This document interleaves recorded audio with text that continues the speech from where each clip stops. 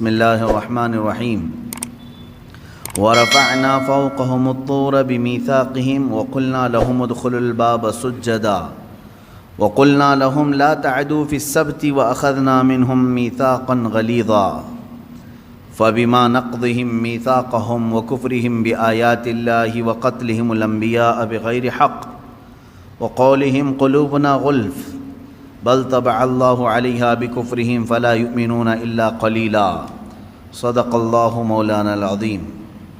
پھر ہم نے ان پر طور کو اونچا کیا ان سے عہد لینے کو، اور ان سے فرمایا کہ دروازے میں سجدہ کرتے داخل ہو، اور ان سے فرمایا کہ ہفتے میں حد سے نہ بڑھو، اور ہم نے ان سے گاڑھا عہد لیا۔ تو ان کی کیسی بدعہدیوں کے سبب ہم نے ان پر لعنت کی، اور اس لیے کہ وہ آیات الہی کے منکر ہوئے اور انبیاء کو ناحق شہید کرتے، اور ان کے اس کہنے پر کہ ہمارے دلوں پر غلاف ہیں، بلکہ اللہ نے ان کے کفر کے سبب ان کے دلوں پر مہر لگا دی ہے، تو ایمان نہیں لائے مگر بہت تھوڑے۔ یہ انہی یہودیوں کے متعلق آیات چل رہی ہیں جن میں یہ بات گزر چکی۔ کل میں آپ سے کہہ رہا تھا کہ یہ حضور اکرم صلی اللہ علیہ وسلم کے پاس ایک جماعت آئی، انہوں نے سوال کیا کہ آسمان سے کتاب اتار کر ہمیں دکھائیں۔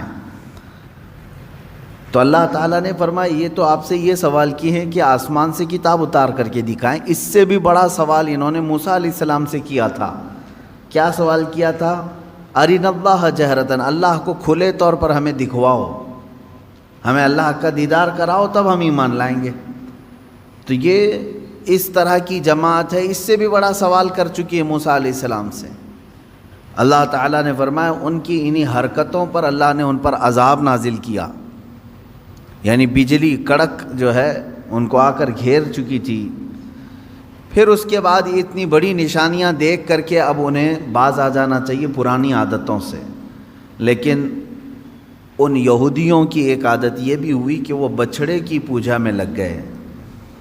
یہ بچھڑا کیا تھا، کیا پوجا ہوئی، اس کی تاریخ ہے، سورہ بقرہ میں بھی اس کی بات گزر چکی ہے، اور 16ویں پارے میں سورہ طٰہٰ میں بھی اس کا تذکرہ موجود ہے۔ بات در حقیقت یہ تھی کہ موسیٰ علیہ السلام کی جماعت میں سامری نام کا ایک شخص تھا۔ سامری حضرت موسیٰ علیہ السلام کی امت میں سے ہے اور قریبی تھا۔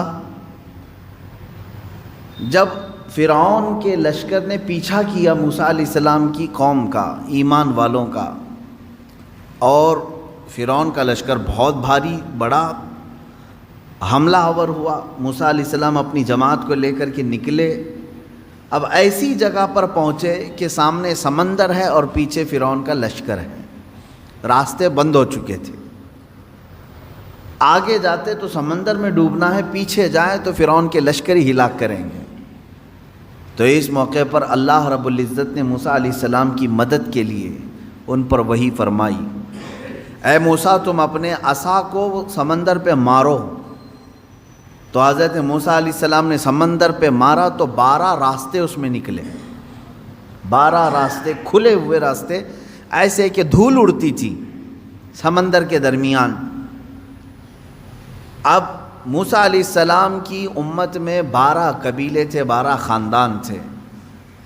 ان ہر ایک قبیلے کو موسیٰ علیہ السلام نے حکم فرمایا کہ ایک ایک اپنا راستہ لے لے اور نکل جائے سمندر کے دوسرے طرف۔ موسیٰ علیہ السلام کی جماعت ان راستوں پر چل پڑی۔ فرعون کی لشکری پیچھا کرتے کرتے قریب تک آ گئے۔ اب انہوں نے دیکھا کہ موسیٰ علیہ السلام اور ان کی جماعت تو کھلے راستوں میں جا رہی ہے سمندر کے درمیان، تو انہوں نے فرعون کے تمام لشکریوں نے یہ سوچا کہ ہم بھی ان راستوں پر کیوں نہ چلے جائیں، تو ساری فوج اس راستے پر آ گئی۔ جب یہ درمیان میں پہنچے اللہ نے سمندر کو واپس پھر سے ملا دیا، جیسا تھا سمندر ویسی، سب کے سب غرق ہو گئے، فرعون بھی اس میں ڈوب گیا، پانی کی موجوں نے اسے غرق کر دیا۔ موسیٰ علیہ السلام صحیح سلامت باہر نکلے۔ یہ واقعہ آپ نے سنا ہوگا اور قرآن پاک میں اس کا تذکرہ آیا ہے۔ اب موسیٰ علیہ السلام جب سمندر کو عبور کر کے دوسری سمت میں آئے تو یہاں اب معاملہ یہ تھا کہ اپنی قوم کو موسیٰ علیہ السلام نے روزہ رکھنے کا حکم دیا. یہ عاشورہ کا دن تھا. شکرانے میں انہوں نے روزہ رکھا, عبادت کیا. اب اللہ تبارک و تعالیٰ نے آپ کو کوہ طور پر بلایا. طور ایک پہاڑ ہے. آج بھی مصر میں سینا ایک علاقہ ہے اور اتنی لمبی پہاڑیوں کا سلسلہ ہے کہ ختم نہیں ہوتا. تقریباً 100 کلومیٹر تک بھی آپ جائیں تو پہاڑ ہی ہے, بیچ میں کوئی گیپ نہیں ملے گا. یہ پہاڑیوں کا سلسلہ ہے اور انہی میں سے ایک پہاڑ ہے سینا, اس کو طور سینا اس کو کہتے ہیں. اس پہاڑی کو مقدس کہا گیا ہے اس لیے کہ اللہ تبارک و تعالیٰ نے وہاں موسیٰ علیہ السلام کو بلایا. موسیٰ علیہ السلام اپنی قوم میں اپنے بھائی ہارون علیہ السلام کو نائب بنا کر کے گئے. ہارون علیہ السلام طبیعت کے بڑے نرم مزاج تھے, بڑے نرم سے. موسیٰ علیہ السلام کا جلال اور ان کے تمام رعب و دبدبے سے لوگ خوف کھاتے تھے, ڈرتے تھے. ہارون علیہ السلام کے ساتھ ایسا معاملہ نہیں تھا. موسیٰ علیہ السلام جب کوہ طور پر گئے تو 40 دن تک قیام کیا, واپس نہیں آئے اپنی قوم کے پاس. 40 دن تک وہیں ٹھہرے رہے کیونکہ تورات اتر رہی تھی. کوہ طور پر جب آپ گئے تو تورات جو اللہ کی کتاب ہے وہ اتاری جا رہی تھی. 40 دن لگ گئے. تو 40 دن جو یہ گیپ ہوا موسیٰ علیہ السلام کا, یہاں ان کی قوم میں کچھ خرابیاں شروع ہو گئیں, کچھ برائیاں شروع ہوئی. کچھ نہیں بلکہ بڑی بھیانک برائیاں. سامری نام کا جو شخص جس کے متعلق میں نے کہا, یہ بہت ہی چالاک آدمی تھا, چتر آدمی تھا. اس نے سارے لوگوں کے پاس جو سونا چاندی تھا سب جمع کروا لیا. سب نے سونا چاندی جمع کیا. کیوں؟ وہ کہہ رہا تھا میں تمہارا خدا سامنے دکھاؤں گا تمہیں. ہو سکتا ہے اس زمانے کا وہ ڈھکوسلا پیر ہوگا, جیسے آج بھیجے میں دکھانے والے ہیں, اس وقت وہ میٹل میں دکھا رہا تھا. تو اس نے کہا کہ تم سب کے سب سونا اور چاندی لے کر کے آؤ. سب لے کر کے آئے. جس کے پاس جتنا سونا چاندی تھا وہ سب لا کر کے جمع کیے. اب وہ کافی بڑی تعداد میں ہوا. اب سامری نے کیا کیا, یہ سونا چاندی سب کا لے کر کے میلٹ کیا, اس کو میلٹ کیا, گرما کر کے پگھلایا. پگھلا کر کے اس سے ایک بچھڑا بنایا, بیل کا بچہ. اور بچھڑا جب سونے اور چاندی کے سارے دھاتوں سے مل کر کے بنا تو بڑا خوبصورت بچھڑا تھا. واللہ عالم اس کے ذہن میں کیا بات تھی, کیا چل رہا تھا اس کے دماغ میں. ہو سکتا ہے اس زمانے کا وہ بہت ہی ذہین و فتین آدمی ہو. تو اس نے بچھڑے کو بنانے کے بعد اب کیا کیا, اس بچھڑے میں کچھ ایسی چیز ڈال دی جس سے وہ بچھڑا بولنے کے قابل ہوا. سیل نہیں, بیٹری نہیں, یا کمپیوٹر کا زمانہ نہیں, بچھڑا صاف بولتا تھا. لوگ اپنی حاجتیں لے کر کے آتے تھے, بچھڑا ان سے بات کرتا تھا. اب سامری نے کیا کہا, اس بچھڑے کو بنا کر کے کہا الہنا و الہ موسیٰ, موسیٰ کا خدا بھی یہی ہے اور ہمارا خدا بھی یہی ہے. موسیٰ طور پر گئے ہیں, خدا ہمارے پاس آ گیا ہے. تو سب کے دماغ میں بات آ گئی. اس زمانے میں ظاہر سی بات ہے بچڑا بولے گا تو تعجب ہی کی بات ہوگی. 4000 سال پہلے کی بات کر رہا ہوں. آج سے آپ میں سے بڑے حضرات بھی یہاں پر موجود ہوں گے, موبائل کا تصور بھی نہیں رہا ہوگا کہ کوئی ڈبہ ایسا ہوگا چھوٹا سا جس میں سے بات آ سکتی ہے. فون کو ہی لے کر کے, وائرلیس فون کو ہی لے کر کے لوگ عجب عجب حرکتیں کرتے تھے. ہم موبائل کے بھی زمانے کو ابھی دیکھ رہے ہیں نا. اب جو بزرگ حضرات ہیں انہوں نے سوچا بھی نہیں ہوگا کہ موبائل بغیر وائر کے کنیکشن کے ایک جگہ سے دوسری جگہ کیسے بات کرا دے گا. بات نہیں, پورے ویڈیو کر کے ایک دوسرے کو دکھا بھی دیتا ہے. یہ چند سالوں پہلے نہیں تھا. تو ہمارے جو باپ دادا تھے ان کے لیے تو تعجب کا ہی مقام ہوگا نا. اب یہ 3000-4000 سال کے عرصے پہلے کی بات کر رہا ہوں. اس زمانے میں اگر کوئی بچڑا بولنے لگے, بات کرنے لگے تو کیا تعجب کی بات نہیں. آج بھی تعجب کی بات ہے، جب گنپتی بول رہی ہے یا دودھ پی رہی ہے تو لوگ اس کی پوجا کے لیے ہیں، جاتے ہیں، ہوتا نہیں ہے؟ بات مشہور ہوتی ہے کہیں کہیں کی، ہم تو جا کر دیکھے نہیں ہیں، ہوتا ہوگا، ہمیں تو معلوم نہیں ہے۔ لیکن آج بھی اس ترقی یافتہ زمانے میں، بیٹری کا زمانہ ہے، سیل کا زمانہ ہے، الیکٹرانک ساری چیزیں آ گئی ہیں، لیکن اکا دکا خبریں آج بھی کسی گاؤں سے آتی ہیں کہ فلاں بھگوان دودھ پی رہے ہیں یا لڈو کھا رہے ہیں، تو لوگ یقین بھی کرتے ہیں اور اس کی طرف چڑھاوے زیادہ بھی ہوتے ہیں۔ تو اب آپ اندازہ کرو 3000 سال پہلے جب سامری نے بچھڑے کو لائیو بولتا ہوا دکھا دیا تو کیا ان کے عقیدوں کا کیا حال ہوا ہوگا۔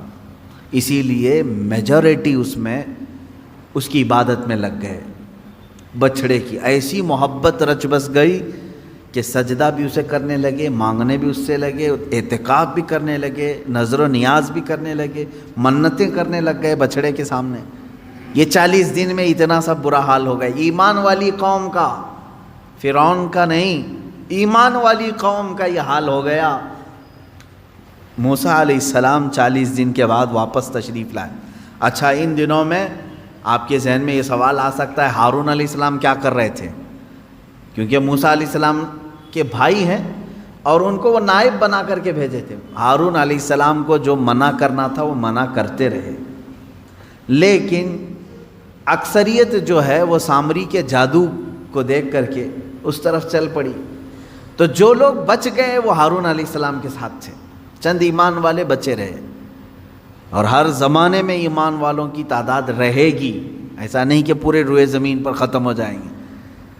موسیٰ علیہ السلام نہیں تھے تب بھی ایمان والے موجود رہے ہارون علیہ السلام کے ساتھ۔ 40 دن کے بعد واپس تشریف لائے موسیٰ علیہ السلام طور سے، دیکھا اپنی قوم کو، یہ کیا ہو گیا، تم لوگوں نے بچڑے کو کیسے معبود بنا لیا؟ اور پھر اس کے بعد سامری کو گرفتار کر کے موسیٰ علیہ السلام لے آئے، تو نے بڑا کھلا شرک کیا، تیرا قتل واجب ہے، اب تجھے مارا جائے گا، لیکن یہ تو بتا اس کو بولنے کے قابل تو نے بنایا کیسے؟ لوگوں کا سونا چاندی سب میلٹ کیا، اب بنایا کیسے تو نے اس کو؟ خیر ہے، آپ دیکھیں سامری اس زمانے میں بچڑے کو بولنے کے قابل تو بنایا، لیکن بچڑے کے بھیجے میں خدا نہیں دکھایا۔ یہ اس زمانے کا کمال ہے۔ وہ جادو جس طرح سے بھی کیا ہوگا، لیکن اس نے کہا یہی خدا ہے۔ اب آپ اندازہ کریں موسیٰ علیہ السلام نے جب اس سے سوال کیا، اب وہ جواب کیا دیتا ہے؟ بصرت بما لم يبصروا به فقبضت قبضة من اثر الرسول فنبذتها وكذلك سولت لي نفسي۔ یہ 16ویں پارے میں ہے۔ جب ہم سمندر کا راستہ طے کر کے آگے آ رہے تھے، اس وقت معاملہ یہ تھا، موسیٰ علیہ السلام گھوڑے پر سوار تھے، موسیٰ علیہ السلام گھوڑے پر سوار تھے۔ اب سامری کہتا ہے میں نے ایک چیز ایسی دیکھی جو لوگوں نے نہیں دیکھی، عام لوگ نہیں دیکھ رہے تھے۔ کیا؟ موسیٰ علیہ السلام کے گھوڑے کے آگے آگے جبرائیل علیہ السلام چل رہے تھے۔ وہ شاید چاہے وہ گھوڑے کی رسی پکڑ کر کے یا باگڈور سنبھالے ہوئے، جبرائیل علیہ السلام چل رہے تھے۔ یہ کہتا ہے سامری مجھے کچھ تو نظر آ رہا تھا کہ کوئی نوری مخلوق آگے چل رہی ہے۔ تو کیا ہوا پھر؟ وہ کہتا ہے کہ میں جبرائیل کے پاؤں کے نیچے کی مٹی اٹھاتا رہا، قرآن میں ہے یہ، جہاں جہاں سے وہ چلتے جا رہے تھے ان کے پیروں کے نیچے کی میں مٹی اٹھا رہا تھا۔ فَقَبَضْتُ قَبْضَةً مِّنْ أَثَرِ الرَّسُولِ، اس قاصد، اس فرشتے کے پیروں کے نیچے کی مٹی میں اٹھایا۔ پھر کیا کیا؟ کہا وہی مٹی، اسی مٹی کو لا کر میں نے بچڑے کے منہ میں ڈالا، یہ بولنے لگ گیا۔ اللہ اکبر! یہ قرآن کا فلسفہ ہے میرے عزیزو۔ یہاں سے کئی باتیں ہمیں سمجھ میں آتی۔ یہ کون سا بچڑا تھا جس کا تذکرہ چل رہا ہے یہاں پر؟ وہی بچڑا ہے۔ اب عبادت اتنے سارے لوگوں نے کیوں کیا یہ بھی آپ کو سمجھ میں آ گیا۔ اس زمانے کا وہ بہت بڑا کمال تھا، بہت بڑا اس زمانے میں کمال سمجھتے ہیں. کہہ تو رہا ہوں میں، بھگوان جب دودھ پینے لگے، لڈو کھانے لگے، تو اس زمانے میں کمال سمجھتے ہیں. 3000 سال پہلے کیا حال ہو. اب آپ ہزاروں لوگ اس میں جو گمراہ ہوئے تھے، شرک کیے، حکم ان کے لیے یہ آیا کہ ان سب کو قتل کر دیا جائے. سارے لوگوں کو مار دیا گیا. قتل وہ سخت ترین حکم تھا بنی اسرائیل کے لیے، وہ قتل ہو گئے. جتنے عبادت کیے تھے بچڑے کی وہ سب ختم ہو گئے. اب اندازہ کریں آپ، یہاں سے کئی باتیں اس سے سمجھ میں آتی ہیں. سامری کا بھی قتل ہوا، اس کے پیچھے جتنے لوگ چلے تھے ان کا بھی قتل ہوا. سب سے پہلی چیز اس واقعے سے ہمیں جو چیزیں ملتی ہیں نکل کر کے، وہ کیا کیا ہیں؟ پہلی چیز تو یہ ہے کہ قوم سے جب رہبر دور ہوتا ہے تو قوم بگڑ جاتی ہے. پہلی چیز یہ ہے. اسی لیے کہا گیا کہ زیادہ دیر تک قوم کو خالی نہ چھوڑا جائے. اور حضور اکرم صلی اللہ علیہ وسلم کی حدیث بھی ہے، جس قوم کا کوئی امام نہیں، جس کی گردن میں کسی کی بیعت نہیں، تو وہ شیطان کا کھلونا بن جاتا ہے. شیطان اسے ادھر کھینچتا ہے، ادھر کھینچتا ہے. ید اللہ علی الجماعہ، اللہ کا دست قدرت پوری جماعت پر ہے، جس کی کوئی گائیڈنگ کر رہا ہو، لیڈنگ کر رہا ہو، امام ہو. من شذ شذ فی النار، حضور فرماتے ہیں جو جماعت سے ہٹا اسے تنہا جہنم میں ڈالا جائے گا. جماعت کا مطلب کیا ہے؟ یہی تمام یونٹی اسلام اور مسلمانوں کی. عزیزان گرامی، 40 دن موسیٰ علیہ السلام نہیں تھے اپنی قوم کے ساتھ، تو کیا ہوا؟ سب بچڑے کی پوجا میں لگ گئے. اب یہاں اندازہ کریں آپ، برسوں برس جن کے درمیان کوئی شیخ نہ ہو، کوئی عالم بعمل نہ ہو، کوئی ان کی صحیح تربیت کرنے والا نہ ہو، تو پھر کیا ہوگا؟ سب ہوس کے پجاری ہو جائیں گے. یہ اور بات ہے کہ اللہ نے بچا رکھا ہے، آج بچڑے کی پوجا تو نہیں کر رہے، لیکن اپنی خواہشات کی پوجا تو کر رہے ہیں. آج تقریباً جو مرضی میں آئی اس چیز کو عمل کر لے جانا، یہ پوجا ہی تو ہے. ہر خواہش کو پوری کر لینا کہ ابھی ابھی ہم نے سوچا اور یہ ہونا ہی ہے. اسی لیے قرآن کہتا ہے ارأیت من اتخذ الہہ ہوا، اے رسول کیا آپ نے دیکھا کچھ وہ لوگ ہیں جو اپنے خواہشوں کو معبود بنائے ہوئے ہیں، اپنے خواہشوں کو خدا بنائے ہوئے ہیں. کیسے؟ دیکھیں، خدا وہ ہے جس کی ہر بات مانی جائے گی، ہے نا؟ خدا کی ہر بات ماننا ضروری ہے. اگر ایک بھی بات کا انکار کیا خدا کی تو تم بندے نہیں ہو. خدا کی ہر بات مانی جاتی ہے جس طرح سے، اس طرح بعض بندے ایسے ہیں جو اپنی طبیعت کی ہر بات ماننے کو تیار ہیں. نہ مانو ہر بات اس کی، ہر بات اس کی نہ مانو، اور اس کو تم خدا کا درجہ دو گے تو ہوگا کیا؟ اللہ تبارک و تعالیٰ اپنے رسول سے فرماتا ہے، کیا اے حبیب ایسے لوگوں کی آپ سفارش کریں گے جو صرف اپنی خواہشات کی پوجا کر رہے ہوں؟ عزیزان گرامی وقار، جس طرح سے بنی اسرائیل بچڑے کی پوجا میں لگ گئے، مجھے ایسا لگتا ہے اس دور میں بہت سارے لوگ اپنی خواہشات کی پوجا میں لگ گئے. انہیں کسی چیز کی خواہش تھی جس کی وجہ اس کو پورا کرنے کے لیے وہ ہر کام کرنا کے لیے تیار ہے. ایک کرسی چاہیے، ایک کرسی چاہیے، یہ تمہاری خواہش ہے. اب یہ کرسی کی خواہش تم سے ہر کام کرا لیتی ہے، یہ عبادت نہیں ہے تو اور کیا ہے؟ تم اپنی خواہشات کی بات، ایک وقت کا تمہیں گوشت چاہیے تھا کھانے کے لیے، پیسے نہیں تھے، لیکن خواہش کو پوری کرنا ہے. یہی خواہشات نے تمہیں چوری کرایا یا دھوکہ دلوایا، دھوکہ دینے پر آمادہ کیا. یہ تمام چیزیں کر کے تم اس برتن تک پہنچتے ہو جو تمہاری خواہش ہے. ہر خواہش کو پوری کرنا ضروری نہیں. اب ایک بات اس واقعے سے ایک جو سب سے بڑا سبق ملا وہ یہ ہے کہ قوم کے درمیان ان کا رہبر، اس کا ہونا ضروری ہے. اور قوم بغیر رہبر اور رہنما کے، بغیر عالم دین کے نہ رہے. وہ انبیاء تھے اور علماء نائب انبیاء ہیں. ہر جماعت میں، ہر قوم میں، ہر محلے میں ایک عالم کا ہونا ضروری ہے جو ان کی اصلاح کرے، ان کی تربیت کرتا رہے، اور ان کو برسوں برس چھوڑے رہو گے تو دلوں میں زنگ لگ جائے گا، جو آج ہو رہا ہے۔ دوسری چیز اس واقعے سے یہ بھی پتہ چلتی، یہ ایک تو 40 دن کا گیپ جو اس قوم کو شرک میں لے آیا، دوسرا اس سے جو ملتا ہے کہ قوم ہمیشہ جو ہے چمتکار کو، جو دکھنے والی ہے اس کی طرف بڑھ جاتی ہے، ہمیشہ ہوتا ہے۔ کیونکہ ہارون علیہ السلام تھے جماعت میں، تو آپ نے ایسا کچھ دکھایا نہیں، یعنی بولتا ہوا بچڑا، بولتا ہوا کتا دکھایا نہیں، جبکہ وہ بھی نبی ہیں۔ اور سامری نے دکھا دیا تو قوم نے کس کی طرف رخ کیا؟ سامری کی طرف۔ اس سے پتہ یہ چلتا ہے اکثر لوگ جو ہے اس چیز کی طرف اٹریکٹ ہوتے ہیں جو چمک رہی ہے چیز۔ ایسا نہ کرو میرے عزیزو، یہ گمراہی ہے، گمراہی ہے۔ آج کے زمانے میں ہو سکتا ہے تمہیں کوئی ایسا کر کے دکھائے، ایسا کر کے دکھائے، آؤ ہماری عبادت خانے میں ہم تم کو دکھاتے ہیں کہ کیسے ہمارا خدا بولتا ہے، تم نے وہاں دیکھ لیا، پھر یہاں میرے پاس آئے، کہا کہ حضرت وہاں تو خدا بول رہا ہے، مسجد میں تو کبھی آپ نے دکھایا نہیں خدا بول رہا ہے۔ یہ سیم وہی چیز ہے جو بنی اسرائیل کے ساتھ ہوئی۔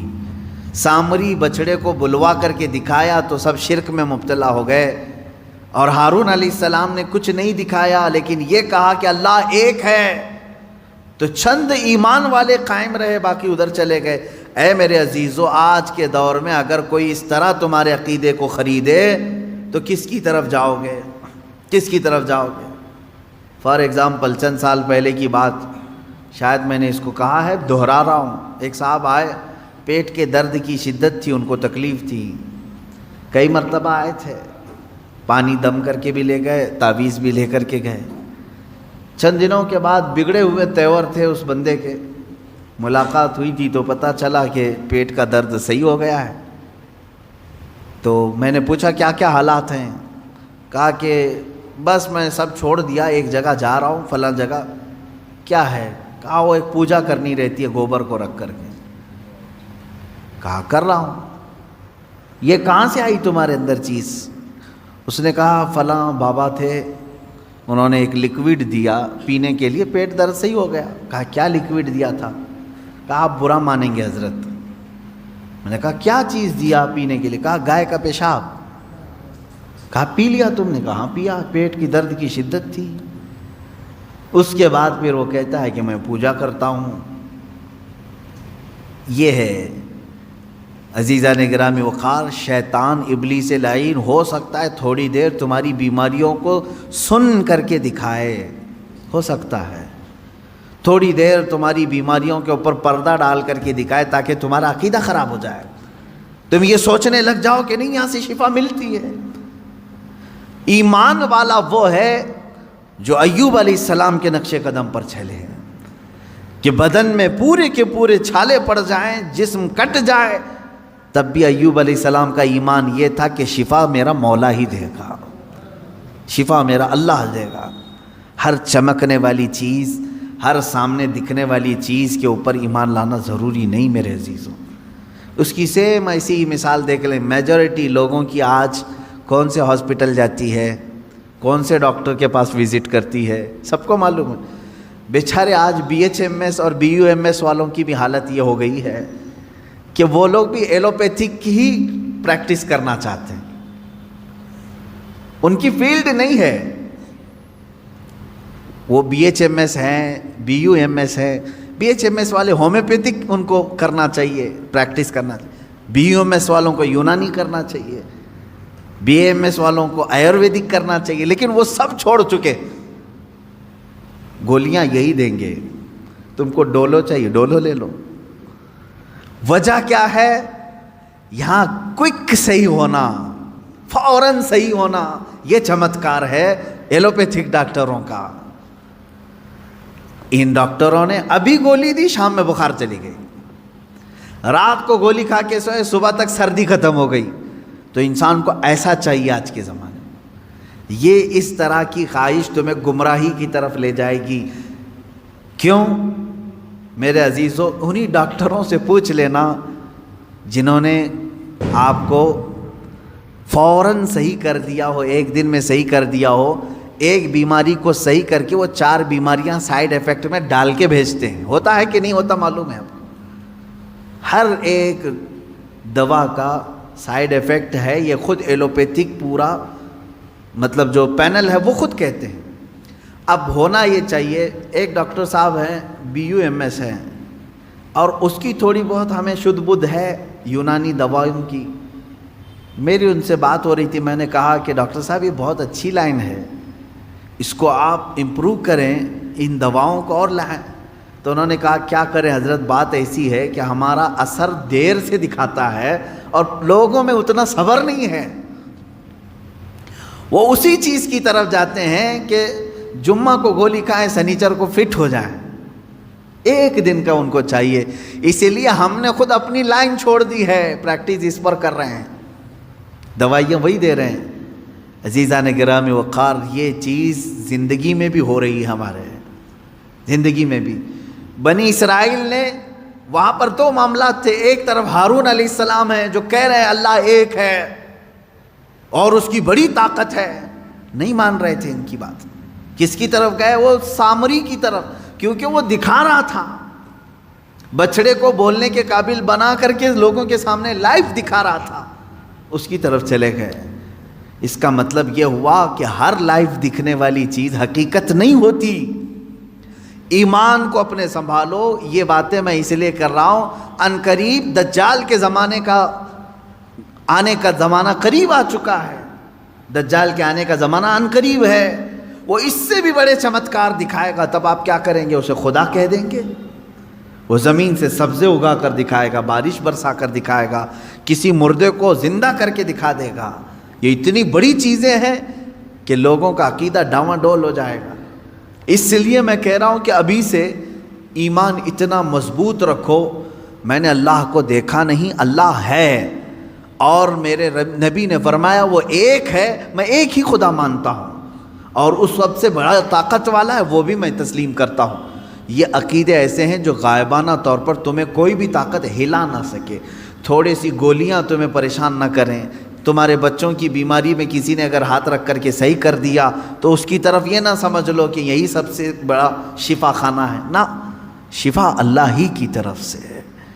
اب یہاں بات جو چل رہی تھی بچھڑے کی، اس میں اور ایک بات، 2 چیزیں میں نے ذکر کیا. موسیٰ علیہ السلام کا جو اتنا گیپ تھا، یہ قوم میں گمراہی پیدا کر دیا. دوسری چیز یہ ہے کہ قوم کی عادت یہ ہے کہ وہ چمتکار کو دیکھ کر کے فوراً گرویدہ ہو جاتی ہے. ایسا آپ نہ کریں، آپ نہ کریں. مثال کے طور پر اگر کوئی آپ سے حضور اکرم صلی اللہ علیہ وسلم کا نائب عالم دین یہ کہہ دے کہ آپ فلاں عمل کریں آپ کو جنت ملے گی، آپ یہ سوال نہ کریں ابھی دکھاؤ کیسی ہے جنت. یہ تو بنی اسرائیل کا سوال ہوا. آپ یہ کہیں ٹھیک ہے میں صبر کرتا ہوں، میری موت کے بعد تو جنت ملے گی انشاءاللہ. ایمان والے کی یہ عادت ہونی چاہیے. صحابہ نے کبھی ایسا سوال نہیں کیا حضور آپ جنت کے تذکرے اتنے کرتے ہیں، ایسی ہے ویسی ہے، کبھی دکھاتے نہیں آپ؟ نہیں. صحابہ اکرام رضوان اللہ علیہم اجمعین کو یقین تھا اگر نبی نے فرمایا تو ملے گی ضرور. ہر ایمان والے کے بھی یہی عقیدہ ہو. تیسری ایک بہت بڑی چیز اس کے اندر جو ملتی ہے، سامری نے بچڑے کو بولنے کے قابل کیسے بنایا تھا؟ واقعہ میں نے بتایا، جبرائیل علیہ السلام کے قدموں کے نیچے کی مٹی اٹھایا تھا اس نے، اور وہ لا کر بچڑے کے منہ میں ڈال دیا تھا. بچڑا کون سا؟ میٹل کا، سونے چاندی سے پگھلایا ہوا، اور بولنے لگا تھا، بولنے لگا تھا.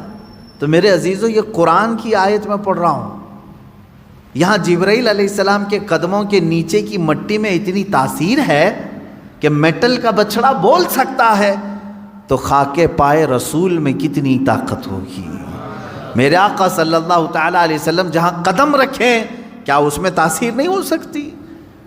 اسی لیے تو مدینے کی مٹی کو خاک شفا کہا جاتا ہے. کیوں؟ خاک شفا کا مطلب ہے شفا دینے والی مٹی. یہ مٹی میں شفا کہاں سے آئی؟ اس لیے کہ قدم رسول اللہ کے پڑے ہوئے ہیں، میرے آقا صلی اللہ تعالیٰ علیہ وسلم کے قدم پاک. اب آپ اندازہ کریں ایک بے جان چیز کو بولنے کے قابل بنایا جا سکتا ہے.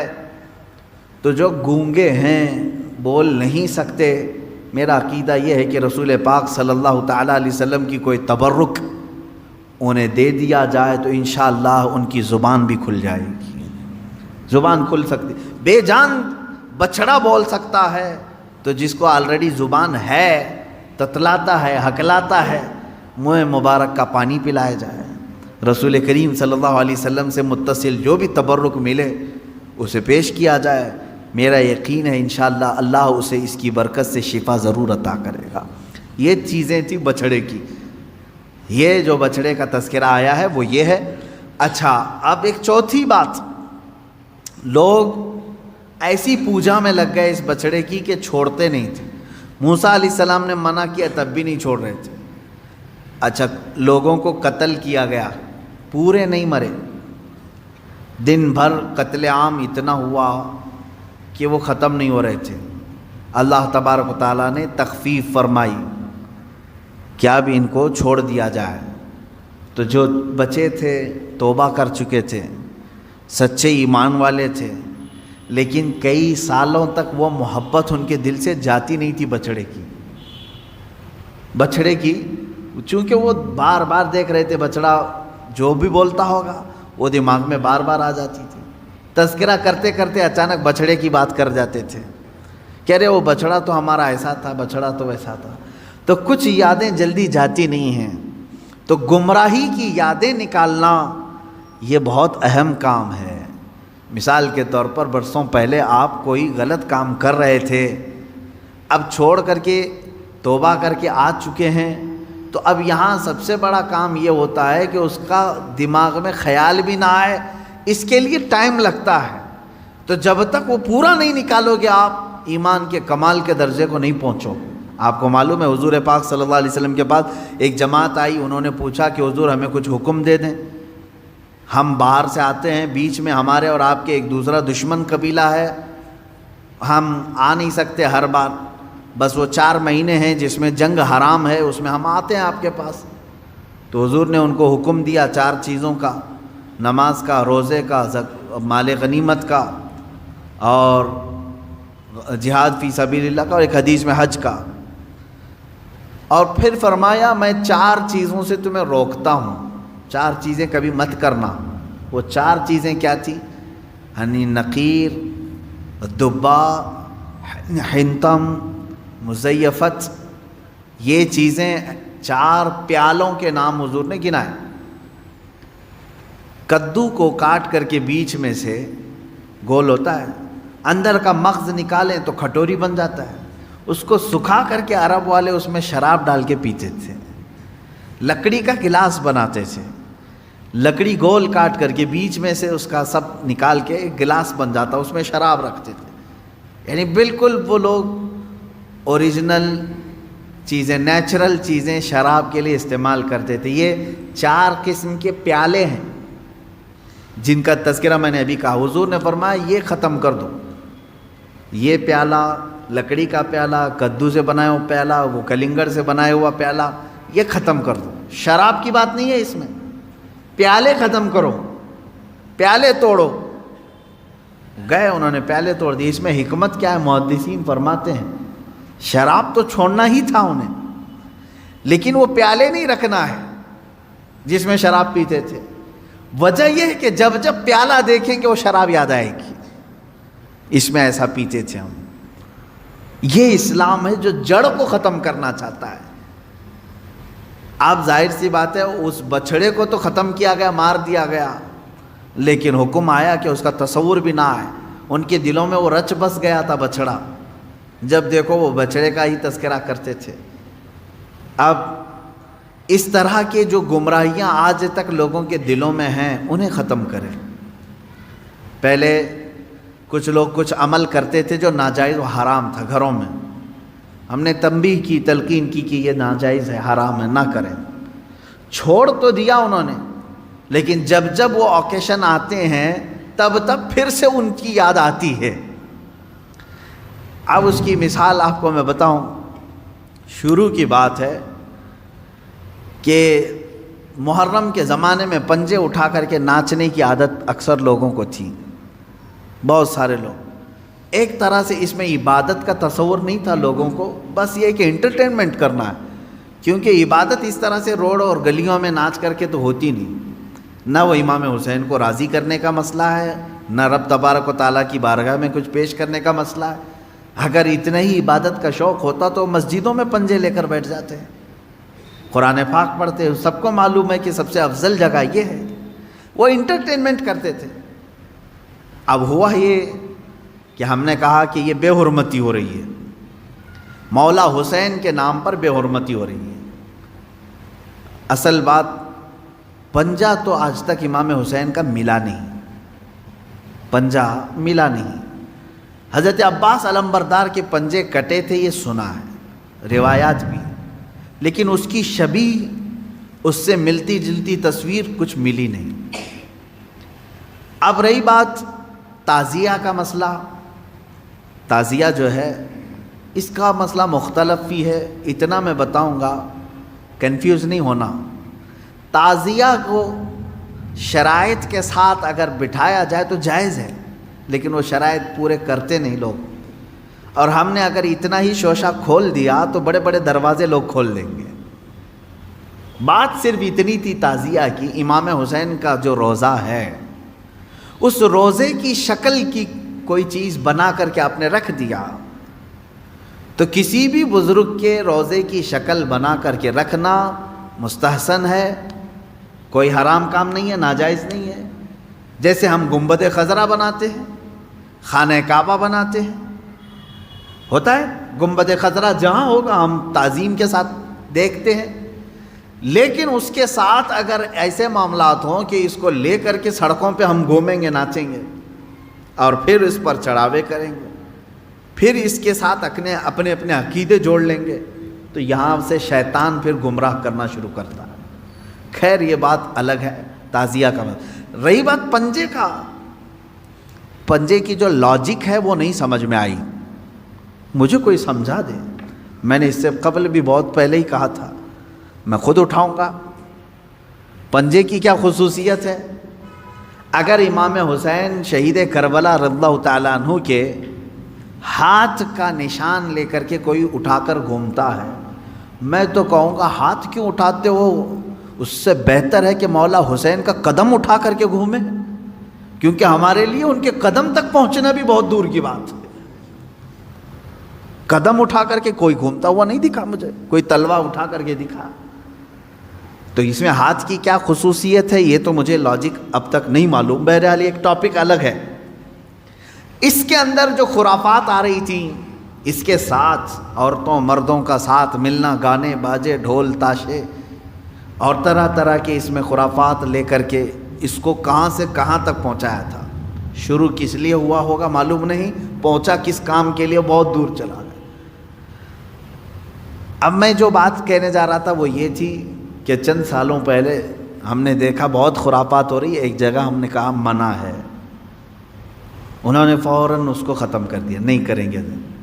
ہاں میں نے کہا کہ ٹھیک ہے، مولا حسین کے روضے کی شکل بناؤ، ہر گھر میں بنا کر کے رکھو، یاد کے لیے اچھا ہے، اپنے بچوں کو دکھاؤ کہ یہ مولا حسین کا روضہ ہے۔ ہم جیسے گنبد خضرا رکھتے ہیں اپنے گھروں میں، خانہ کعبہ رکھتے ہیں، امام حسین کا روضہ رکھنے میں کون سی دقت کی بات ہے؟ میں اتنا زیادہ مخالف نہیں ہوں اس چیزوں کا، رکھو۔ آپ پیتل کا بناتے بناؤ، تانبے کا بناتے بناؤ، سونے کا بناتے ہو بناؤ، اس میں حرج نہیں۔ ہم جس چیز کی مخالفت کرتے ہیں وہ خرافات و حرام کاریاں جس کو باہر سڑکوں پر کیا جاتا ہے، میں اس کا مخالف ہوں۔ خیر بات آئی، بند ہو گئی، لیکن ہوتا کیا تھا معلوم ہے؟ چند دنوں کے بعد دوسرا محرم آیا تو گھر والے کہتے ہیں کہ حضرت وہ تو بند ہیں لیکن بچے ویسے ہی ناچ رہے ہیں، ہاتھ ایسے لمبے کر کے خود پنجہ بن گئے ہیں اور ناچ رہے ہیں۔ تو میں اس چیز کو مثال میں اس لیے بتا رہا ہوں کہ بنی اسرائیل بچھڑے کی پوجا کرتے تھے، حکم آیا ان کے قتل کا، قتل بھی ہوئے، بچھڑا بھی مار دیا گیا، لیکن زمانے تک ان کے دلوں سے بچھڑے کی محبت گئی نہیں تھی۔ وہی ذکر آج کی آیت میں نے پڑھا ہے، اللہ فرماتا ہے ثم اتخذوا العجل من بعد ما جاءتهم البینات، پھر یہ بچڑے کو ایسا لے کر کے بیٹھے رہے جبکہ ان کے سامنے کھلی ہوئی نشانیاں تھیں۔ وَأُشْرِبُوا فِي قُلُوبِهِمُ الْعِجْلَ، اللہ فرماتا ہے ان کے دلوں میں ایسا لگتا ہے بچڑا پلا دیا گیا ہے، پی گئے ہیں بچڑے کو، اتنی محبت تھی، جبکہ روشن آیتیں اور دلیلیں دیکھی۔ تو خلاصہ یہ ہے میرے عزیزو، کہنے کا مطلب کہ بعض چیزیں گمراہیاں ایسی ہیں جن کو چھوڑنے کے بعد بھی وہ کچوکے لگاتی رہتی ہیں، برے گناہ بھی ایسے ہیں جن کو چھوڑنے کے بعد وہ دوبارہ دماغ میں وسوسے ڈالتے رہتے ہیں۔ ان کاموں کو حتمی طور پر اپنے تصور میں بھی نہ آئے۔ اعوذ باللہ من شر الشیطان الرجیم کثرت سے پڑھیں، اعوذ باللہ من شر الشیطان الرجیم، من شر الشیطان الرجیم۔ اے اللہ میں پناہ مانگتا ہوں تیری مردود شیطان کی ان شرارتوں سے جو میرے دماغ میں ڈال رہا ہے۔ تو یہ اسی کی طرف سے ہوتی ہیں، وہ پرانے راستے پر لے جانا چاہتا ہے، گمراہی کی طرف لانا چاہتا ہے۔ وہ خرابیاں جن کو تم چھوڑ کر کے آئے ہو یاد دلاتا ہے، ایک بار اور چلا جاؤ۔ اس کے لیے کثرت سے یہ پڑھا کریں، جب جب ایسا وسوسہ آئے کہیں اعوذ باللہ من شر الشیطان الرجیم۔ آج ہی صبح گناہ سے توبہ کیا، سوچا کہ نہیں کروں گا یہ گناہ، لیکن رات ہوتے ہی پھر خیال آیا ایک بار اور کر لوں، میں بتا رہا ہوں فوراً اس وقت یہ پڑھو اعوذ باللہ من شر الشیطان الرجیم۔ اے اللہ میں تو چھوڑ چکا تھا شیطان مردود، پھر مجھے لا رہا ہے وسوسے، میں تیری پناہ مانگتا ہوں مردود شیطان کی